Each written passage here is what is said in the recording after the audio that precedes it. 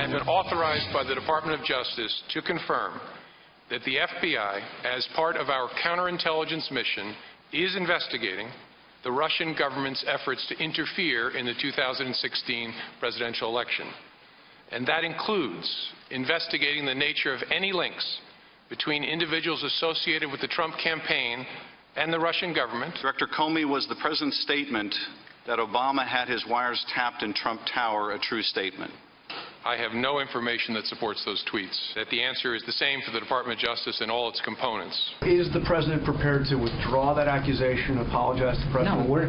No, we started a hearing. It's still ongoing.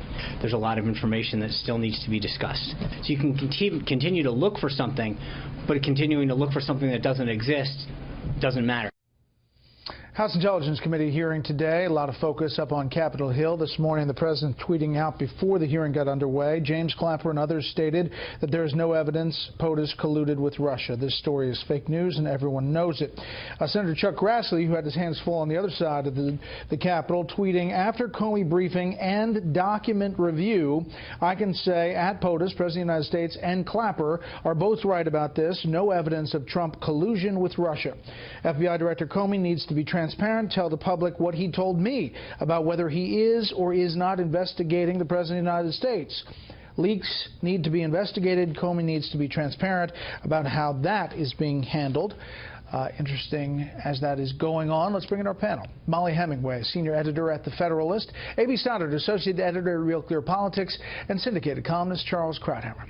Okay, Molly, your take on the hearing today. Well, a lot of people are very excited about Comey confirming that there's an investigation into Russia's meddling in the election and any ties to the Trump campaign. We already kind of knew that. I thought what was interesting was him talking about the unusual level of leak activity that we have seen, and in his words, how much of that was dead wrong.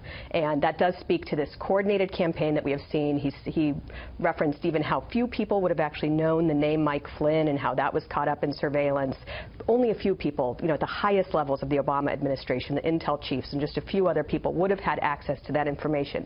That somehow made it out into the press. So we have seen this ongoing campaign, and we have a lot to learn about how those things came out and what that means about what the Obama administration was doing or how much it knew about this coordinated campaign. I talked to Britt, A.B., about the questioners. Adam Schiff obviously laying out a case of if there is collusion, what it would look like, and asking questions along that line. But Trey Gowdy laying out the case about the leaks and how Mike Flynn's name gets out there. Well, Mike Flynn lost his job because he was discussing sanctions with Ambassador Kislyak, and it was picked up. Now, the leak of that transcript is a violation of the law. We've discussed that before, and it's a violation of their code of conduct for their ethics, and it's against the law. But he subsequently lost his job because of that. So the leaks is a great discussion. It is a worthy discussion. It would have been a lot of the discussion today had President Trump not leveled a false allegation against his predecessor. That's the problem, is that so much of today is about the international embarrassment of the fictional allegation that he likes to now confuse with broader surveillance. And so there would have been a much sort of bigger emphasis, I think, on these illegal leaks of classified information had he not stuck his foot in it, and he's really actually going to continue to drag this on. This Russia thing is going to go on. He can make the wiretap thing stop, but it looks from Spicer's comments today like he's not going to. Right, and Sean Spicer pushing back hard that this is over. Meantime, the Senate Minority Leader Chuck Schumer issuing a statement. No matter what else happened, there are no ifs, ands, or buts about it. President Obama wiretapping Trump Tower did not happen. President Trump owes the American people and President Obama more than just an explanation, but an apology. He should admit he was wrong, stop the outlandish tweets, and get to work on behalf of the country. Charles. That's the price of overshooting. There really is a case here, and Trey Gowdy, we would have expected it. He made the case, and he made it very strongly. There's only one crime that we know about. There was a crime in the unmasking and the leaking of the Flynn name. Who did it? What happened? Why? We don't know. But that is the only crime that's been established up until now, and Democrats are pretending that there are all other crimes of which nobody else has been able to vouch until now. If the president had not overshot with this ridiculous charge about the wiretap, that would have been a major discussion, and it might have dominated the discussion. Right now, The storyline is that the president was wrong. Everybody is now saying it. His own FBI director is saying it and speaking on behalf of all the Department of Justice, which is Trump's own Department of Justice, which makes Spicer look ridiculous because it's his own department saying the president is wrong. But that's the price of doing this kind of tweeting. I think as to the investigation of the collusion, I think the main story remains. As of today, there is zero evidence of it. And I think it's unlikely there will be. The one thing that has happened is that the clock has now started for Comey. Once he's announced there is an investigation, people are going to say, well, hurry up. The same way that happened, remember the same thing happened with Hillary. We're waiting, we're waiting, we're waiting. We have to have. So I think it's not going to be dragged out, and he's going to have to make a dramatic presentation the same way he did with Hillary about her emails. What is stunning is that if you think about it, this investigation was set to start in July.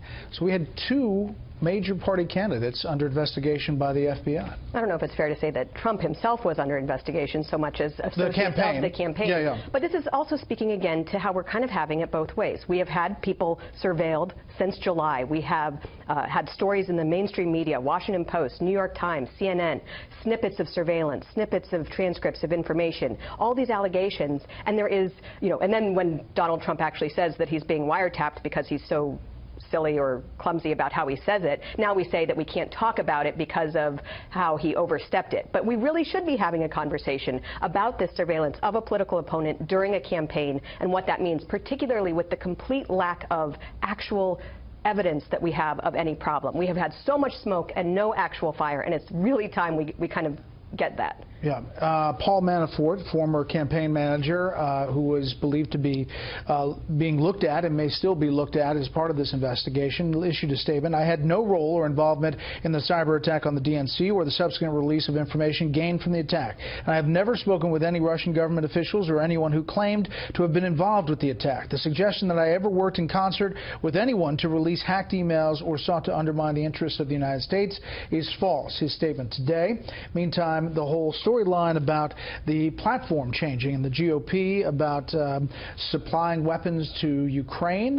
Here is the chairman of House Intel. I hope that you'll take this back to your investigators, because there seems to be the line out there that somehow the Republican Party watered down its platform. And that's not true.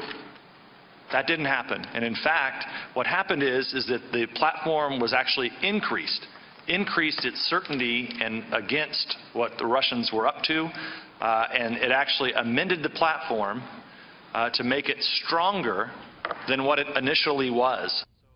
Talking about the platform that was said to be changed by somebody sympathetic to Russia.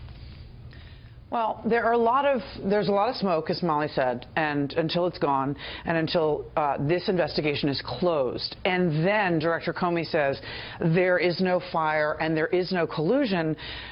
Statements by Clapper and Mike Morrell, the former acting CIA director for Obama, is not going to be enough to make this story go away. No, I know, but Paul Manafort is one of seven people. Paul Manafort is one of 7 people who had sort of either secretive or strange meetings or contacts with Russians that later came out. This is what makes Republicans nervous. It remains under investigation, and until that's gone, this is the problem for Trump. But answer me this. If the Director of National Intelligence, who compiles this scrub of all the information they have at the time, in December, passes off what they have, what happens in between the time that Clapper finishes his report with Brennan and there's no collusion or evidence of collusion to the time where we are now? Is there something that happens in between that time? Because we're talking about information and things that potentially happen in his Comey way earlier. Today actually was a little bit confusing about that and talked about how that wasn't exactly the same thing as what until and unless he stands up like Grassley's trying to push him to do and says I've looked at all the evidence, I'm done looking at the evidence, and I'm done with this investigation, and there's no collusion, there's going to be a cloud. Quickly. Now that he's announced that an investigation is going on, he will have to make a statement saying it's over and I found X or Y. There's no way this can just disappear.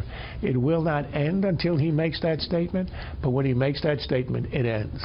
Until the White House continues to comment or react to the wiretap part of it. On the wiretap, but on the collusion part, it ends when Comey makes a statement the same way he did with Hillary with her emails.